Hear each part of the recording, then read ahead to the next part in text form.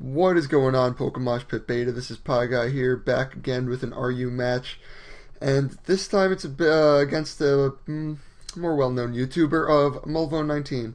So, I messaged him on Skype. I'm like, yo, let's do OU. He didn't want to do OU, so we're doing RU, which I actually love a lot. I love RU. And UU and RU, two of my favorite tiers, along with OU. Anyway, enough of that. Threats on his end. That Metang, that bulky-ass Metang. That is so annoying to deal with. Rotom Scarfed. Once it locks itself into a move, I really have stuff to check it. I have Steelix if it goes for Thunderbolt. I have a bunch of other stuff. I got Sceptile. Got Galvantula to take those grass hits. And for his Cofagrigus, Nasty Plot, possibly with Trick Room, seeing as his team is relatively slow with the Metang and the Quagsire. Possibly Trick Room to support them, not quite sure. But anyway, for his Rotom, I have my Galvantula to hit him hard with a Bug Buzz. And I have my Sceptile to take those grass hits. As for his Metang, I have nothing to hit it super effectively with, which is a problem. Because except for Steelix's Earthquake, but I'm not invested in attack at all, so it's not going to be doing much. I'm pretty sure I'm max defense, max HP. But, yeah, that's going to be a problem to take it down. Guts Hariyama should be able to do work with it, but not really sure. So let's get into the battle right here. So I end up leading off with my Steelix. It's a safe lead. Since it has sturdy, I know I'll be able to live any hit and at least get my rocks up. And he ends up leading with his Rotom, so I'm like, okay, Leaf Storm incoming. So he does indeed do that. It brings me down to 89, and so I'm able to live that, get my rocks up. I'm like, okay, don't want to risk dying to another Leaf Storm. Let's just make the safe switch, go into Sceptile here. Because after -2, I know it's not going to be doing that much, even though Sceptile is quite frail. So that is exactly what happens. It does around 60 damage. And now he's forced to switch out because he's at -4. And I knew he was going to switch into his Metang. So I just go for the Focus Blast. And luckily I do not miss. I know Focus Blast loves to miss a lot. So I don't miss there, which is good. And that does absolutely nothing, just to show you how bulky that is. Anyway, go into my Steelix, predicting Stealth Rocks or Meteor Mash or something. I mean, it's not going to do much to Steelix. It's not going to do really anything to Steelix. So he switches out, so I predict that, and I go for the Roar here. Or actually, no, I went for the Earthquake just to try and hit him. Seeing as it's the only thing on my team that can hit that Metang super effectively. But he predicts that goes into his Rotom. He over-predicts here. Predicts me to go back into my Sceptile and goes for the Hidden Power Ice. I'm able to live that with 65. I'm able to roar him out into his Quagsire. Now, I just wanted to scout out what type of Quagsire this was. So I just leave my Steelix in here. If he is the offensive curse set, I went for the Roar just in case he wanted to set up a curse predicting my switch. But since he goes for Scald here, shows me he's more defensive support set. So I go into my Hariyama and I'm just gonna go for the Fake Out, and I was fearing he may go into Cofagrigus, but it's better than going for like Stone Edge and possibly like getting the Mummy or Bullet Punch and getting the Mummy. So I just go for the safe Fake Out, and he actually brings in his Scyther here, and I guess he thought he would outspeed me after living a Fake Out, but I actually carry Bullet Punch on this, which is great to have that priority. So I take out his Scyther, that's great. He doesn't have a chance to spin his rocks and bring it back in. So he brings in his, what's it called, his Hitmonlee here, and I thought he was going to go for either Rapid Spin or High Jump Kick.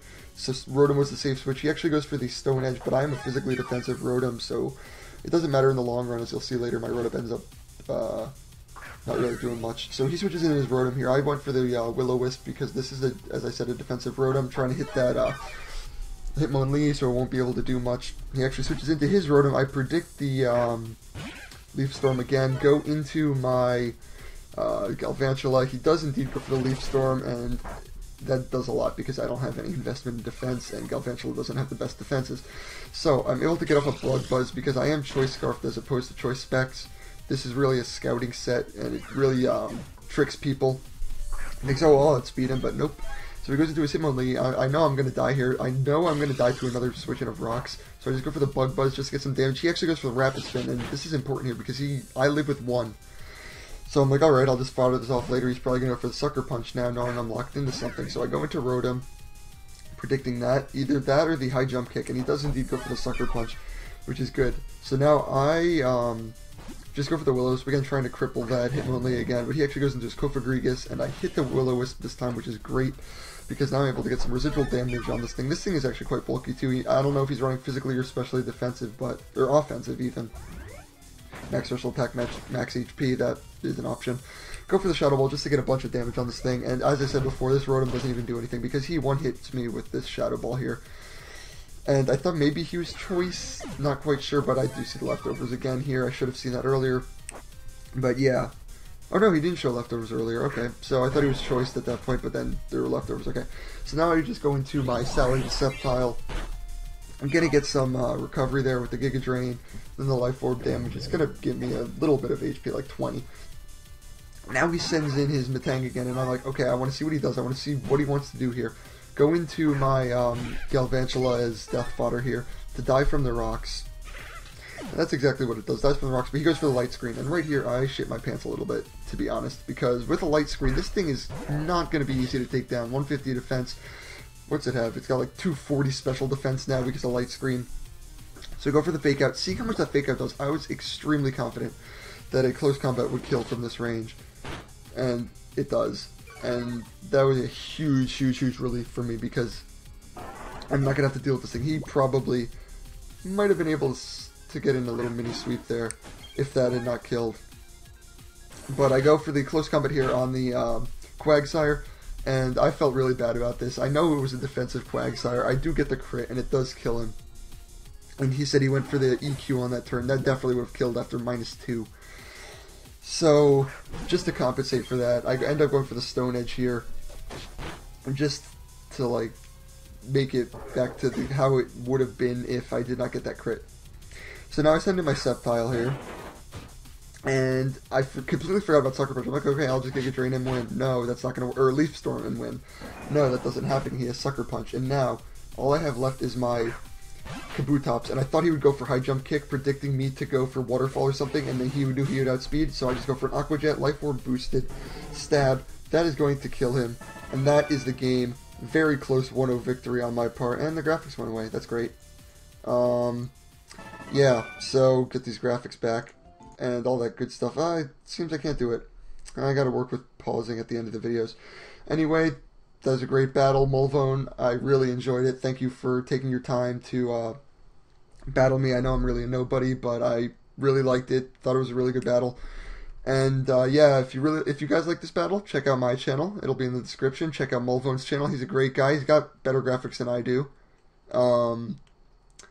His don't screw up at the end like mine because I'm stupid. But anyway, yeah. Thanks for watching. I'll see you guys next time.